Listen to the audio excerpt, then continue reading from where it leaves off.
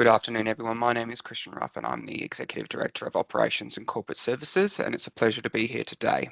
Over the next 10 minutes, I'm going to outline three key strategic issues that Ozmasa will face over the next 5 years as we transition from our establishment phase into full operational maturity. These challenges require targeted solutions to ensure we deliver on our mission as a Jobs and Skills Council supporting the mining and automotive sectors. The key three strategic issues are government funding pressures tied to measurable ESG outcomes, industry decarbonisation and critical workforce skills gaps, and finally, gaps in ESG governance impacting accountability and transparency. And I'm going to examine these issues through three globally recognised frameworks: the UN Sustainable Development Goals, the Task Force on Climate-related Financial Disclosures, and the Integrated Reporting Framework. I'm also going to provide the board with strategic recommendations to ensure Ozmasa evolves into a leader in workforce development and ESG integration.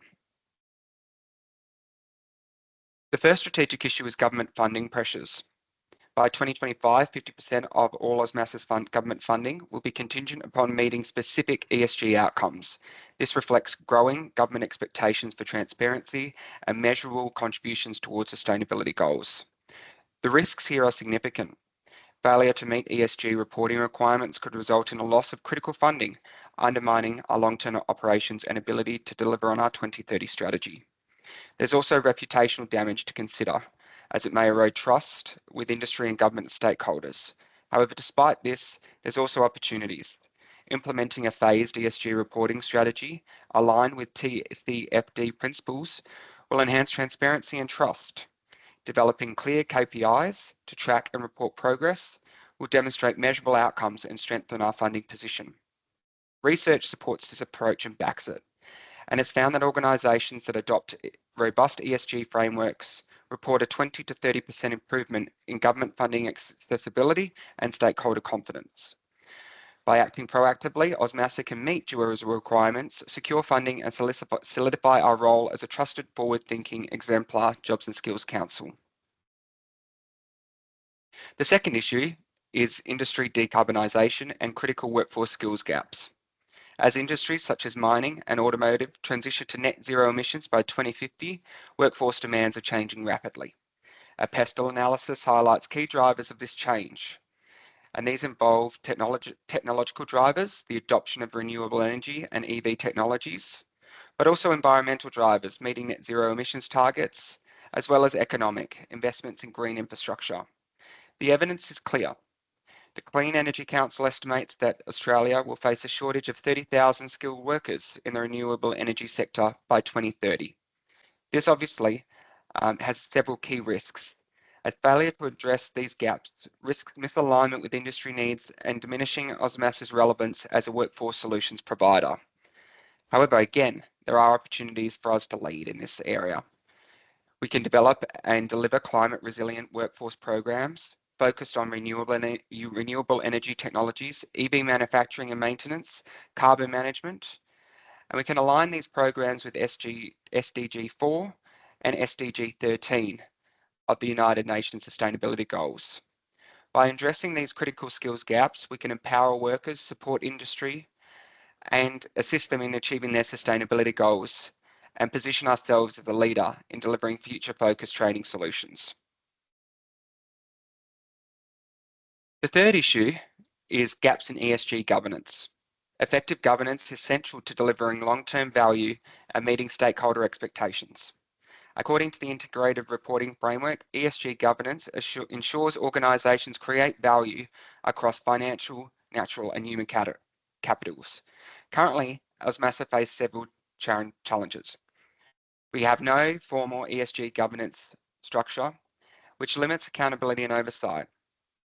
From this, we've got weak governance that undermines stakeholder trust, as highlighted by Porter's 5 forces, increasing competitive pressures. This brings with it significant risks, including fragmented ESG initiatives lacking strategic direction, reputational damage resulting from poor accountability, but again, it brings with it opportunities. We can establish a board-level ESG committee to oversee ESG strategy and performance. We should conduct climate conduct annual climate risk assessments to identify emerging risks and opportunities, and develop measurable KPIs to monitor and report ESG progress transparently. Organisations that integrate ESG into governance and achieved improved financial performance and enhanced stakeholder trust. By addressing these governance gaps, Ozmasa can strengthen its strategic foundations and deliver long-term value to stakeholders. To summarise these strategic issues, I'm going to discuss the threats and opportunities. The threats, as I've discussed before, are loss of funding due to ESG non-compliance, workforce shortages impacting decarbonisation progress, and reputational risks from fragmented ESG governance. But there's also the opportunity to align reporting with TCFD principles to enhance transparency and funding trust.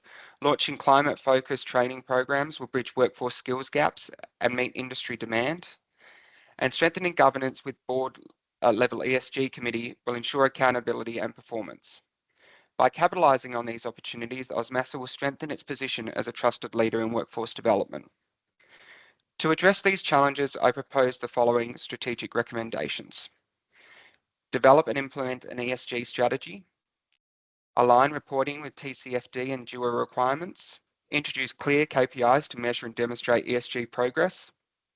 And launch climate-focused workforce programs, which prioritise skills development in renewable energy, EV manufacturing, and carbon management.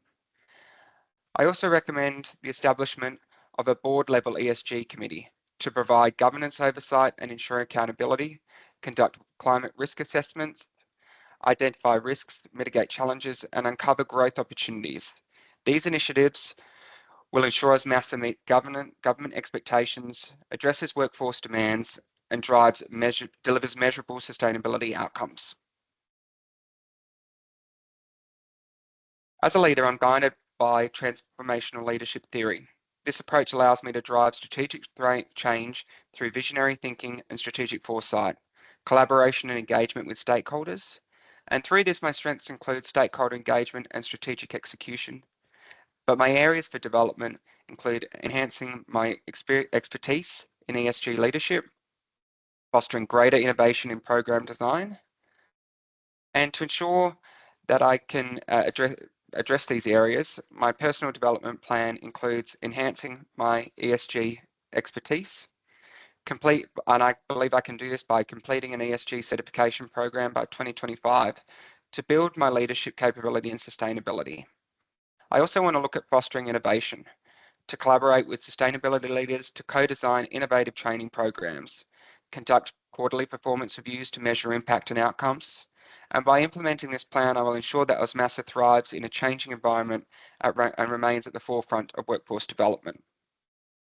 In conclusion, Ozmasa must address three strategic issues: government funding pressures, industry decarbonisation and workforce skills gaps, and finally gaps in ESG governance. And the opportunities are clear.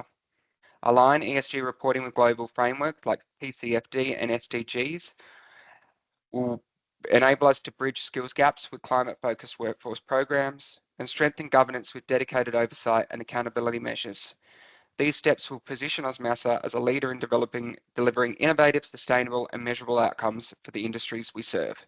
Thank you for your time, and I look forward to your questions and feedback.